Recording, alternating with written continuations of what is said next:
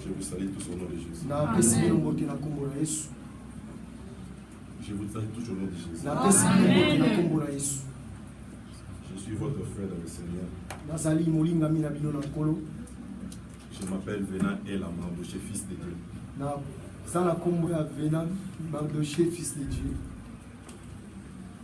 Je travaille dans l'église pentecôtiste Manaïm. Comme berger de l'église. J'ai béni ces bons moments. L'Éternel nous a donné afin de partager sa parole. Je ne suis pas la première fois dans cette église. Première pour d'autres personnes, je suis la première fois. Je me souviens lorsque l'église c'était dans cette côté-là. J'ai fait même des séminaires ici. Le dernier séminaire, c'était le thème de l'exode. Maman a dit Kambo Tolobela qui n'a pas Milulu Ezaki Bobini. Mais ça puis le temps que je ne passe pas. Dieu m'a accordé ce bon moment aussi aujourd'hui de partager la parole de Dieu ensemble avec vous. Merci l'homme de Dieu, le pasteur Papi. Merci tout le monde qui travaille avec nous. Amen. Est-ce que nous ne sommes pas écoutés la parole de Dieu? Alors nous allons lire 2 ou 3 versets avant d'écouter la parole. Si on peut mettre des mots pour le respect de la parole. Genèse chapitre 21. Des versets 9 à 21. Genèse 21, 9 à 21.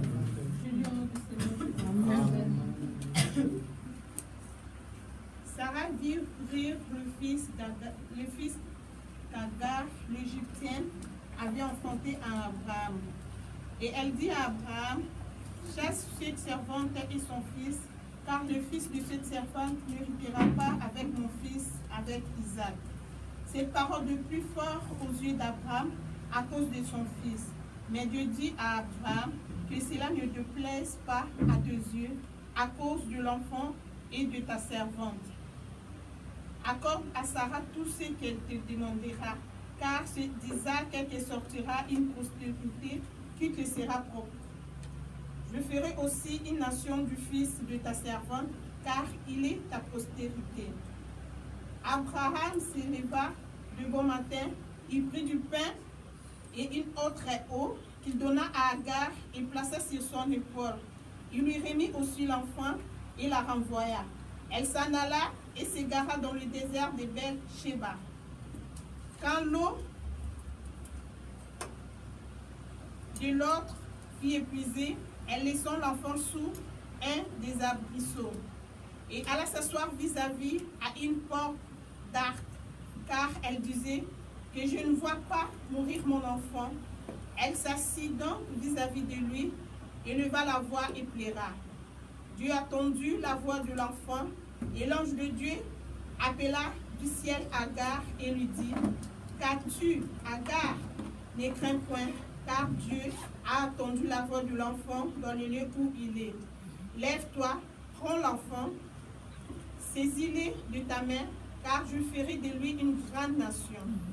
Et Dieu lui ouvrit les yeux, et elle vit un puits d'eau. Elle alla remplir d'eau l'autre, et donna à boire à l'enfant. Dieu fit avec l'enfant qui grandit, habitant dans le désert, et devint tueur d'arc. Il habitant dans le désert des parents, et sa mère lui prit une femme du pays d'Égypte. La parole de Dieu. Amen. Maintenant encore Juge chapitre 11. Juge 11. Verset 7 à 8. Commencez d'abord le verset 2 à 3, après tu sautes 7 à 8. Juge 6. Juge chapitre 11, de verset 2 à 3. Juge 11, 2 à 3. La femme de Galad lui enfantant du fils, qui devenit grand, chassèrent Jephthé et lui dirent, tu n'hériteras pas dans la maison de notre père, car tu es fils d'une autre femme. Et Jephthé s'enfuit loin de ce frère, et il habita dans le pays des Tob. de gens de rien se rassemblèrent auprès de Jephthé et ils faisaient avec lui des inscriptions. 7 à 8. 7 à 8. Jephthé répondit aux anciens de Galade, n'avez-vous pas eu de la haine pour moi et ne m'avez-vous pas chassé de la maison de mon père? Pourquoi venez-vous à moi maintenant que vous êtes dans la détresse? Les anciens de Galade dirent à Jephthé, nous revenons à toi maintenant, afin que tu promotes le fils d'Amon et que tu sois notre chef, celui de tous les habitants de Galade. Amen. Amen. On va s'asseoir au nom de Jésus. Gloire à Dieu. Nous allons maintenant écouter la parole. On a intitulé les messages aujourd'hui. Ismaël aussi. Ismaël P. Amen. Hein? Amen. Ismaël aussi. Ismaël P. Aussi quoi? P. Ami. Lui aussi a des droits dans les yeux de l'Éternel.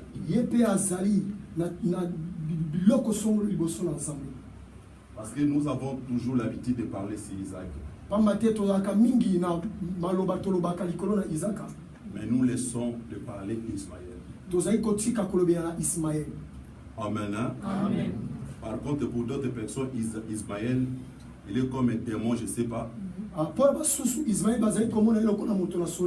Parce qu'il n'était pas l'enfant de la promesse. C'est vrai, Abraham avait eu 2 enfants.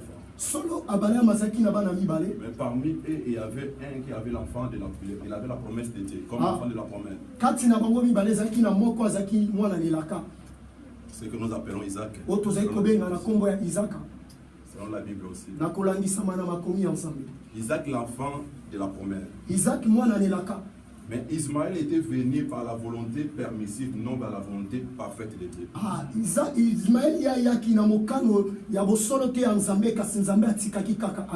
Amen. Hein? Amen. Les parents sont négociés entre eux afin de faire l'enfant. C'est pendant qu'il y avait une autre promesse, il devait attendre que la promesse puisse se réaliser. Mais et ils ont fait selon eux de faire l'enfant. C'était pas la volonté de l'Éternel. Alléluia. Bien-aimé le Seigneur. Vous savez, Abraham, selon Genèse chapitre 12, il a écouté la voix de l'Éternel. Va attendre à ton pays. Quitte ton pays, quitte ta famille. Allez là où moi je vais te montrer. Pendant les marches, Abraham allait. Il pouvait à l'Égypte. Lui avec sa femme Sarah et tous ses serviteurs. La Bible dit, Abraham a dit à sa femme Sarah,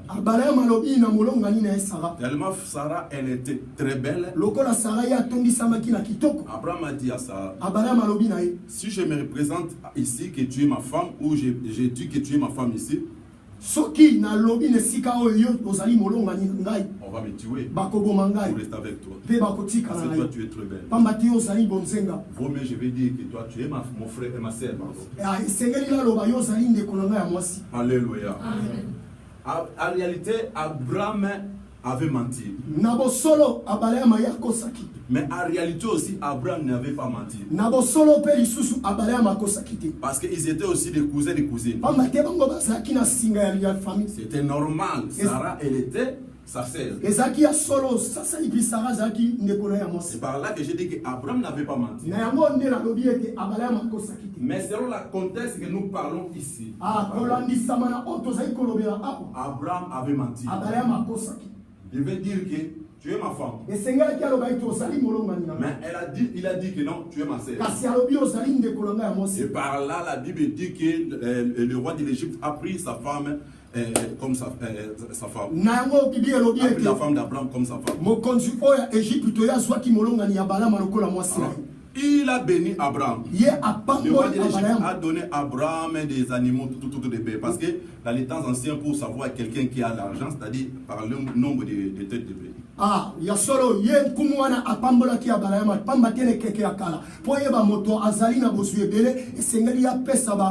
Abraham, il était très bien entretenu parce qu'il avait menti. Mais la nuit, la Bible dit, Dieu a frappé le roi de l'Égypte. Parce que le roi de l'Égypte a touché la femme de son serviteur. Alors le roi de l'Égypte a appelé Abraham, pourquoi tu ne m'avais pas parlé à la vérité que c'est ta femme? Comme ya Égypte plutôt ya benga balama pona nini yo lobela kinga bo solo kia sali mwasi pona nini yo kosinga. Alors prends maintenant ta femme. Asiko zwa molonga ni tout ce que je t'avais donné, allez. Nani yo sona pesa ki yo kende bima na mboka. Alléluia. Lorsque Abraham quittait avec sa femme l'Égypte, tango balama bazali ko bimelongo na mwasi na Égypte. Il quittait aussi avec une servante de sa femme égyptienne Agar. Aye père bima ki elongo na mwana mosala ya mwasi na ina kombo ya Agar. Là où Dieu voulait l'amener, il s'est installé. Et là, Abraham a eu la promesse de l'Éternel. Dieu avait dit à Abraham, je te ferai une grande nation. Et toi sortiras des rois. Là, nous sommes maintenant dans les Genèse 17. Et toi sortiras des rois. Je te ferai une grande nation. Bien élevé le Seigneur, Abraham devait attendre la promesse de l'Éternel. Tu seras le père de multitudes. Alléluia. Parce que Abraham qui signifie le père élevé, car Dieu lui-même le père le plus élevé. Alléluia. Donc quand on dit que le père des multitudes, par rapport à ta postérité, qui va enfanter, ton enfant va enfanter. Mais or, la personne que Dieu dit que tu seras le père des multitudes, il était stérile. Et par là que nous voyons la manière que Dieu nous voit. Dieu ne nous voit pas comme nous voyons.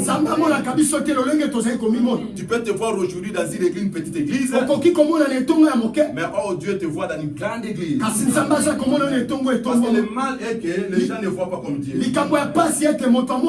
Nous voyons seulement ce qu'on voit ici, mais Dieu voit ce qui est derrière. Dieu nous voit dans les futurs. Dieu ne voit pas dans les présents. Dieu te voit dans les futurs. Tu vois ce que tu seras demain. Si tu vas te donner la promesse, c'est par rapport à ce que tu seras demain. Même le langage de l'Éternel. Alléluia. Quand il va te dire quelque chose, tu parleras de ce que tu seras demain, non de ce que tu es aujourd'hui. Alléluia. Parce qu'aujourd'hui, Dieu ne peut pas te dire que voilà dans ton voiture là. Parce que toi tu n'as pas de voiture.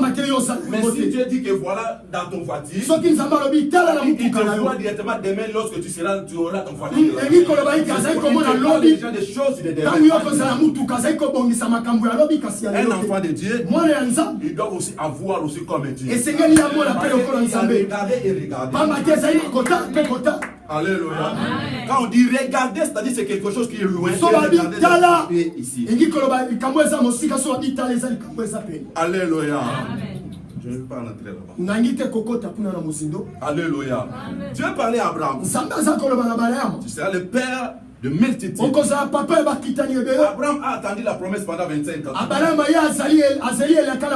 Mais comme il voit que l'enfant ne venait pas, sa femme, Sarah, a dit à Abraham, je préfère que tu prends ma servante, après tu fais l'enfant avec lui. Et cet enfant-là sera pour moi. C'est comme ça, bien élevé, c'est dans la Bible. Jacob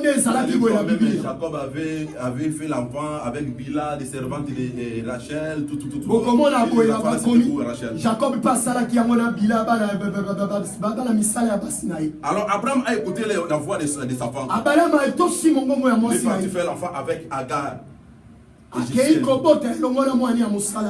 C'est pourquoi nous avons dit qu'Ismaël était l'enfant de la volonté permissive. Alors ils ont fait l'enfant en donnant le nom d'Ismaël. Ismaël qui signifie exaucer. Pour eux, Dieu avait déjà exaucé. Nous avons déjà l'enfant. Parce qu'Abraham s'est posé des questions. C'est Eliezer qui va rester dans ma richesse. C'est lui qui sera. Eliezer n'était rien que serviteur.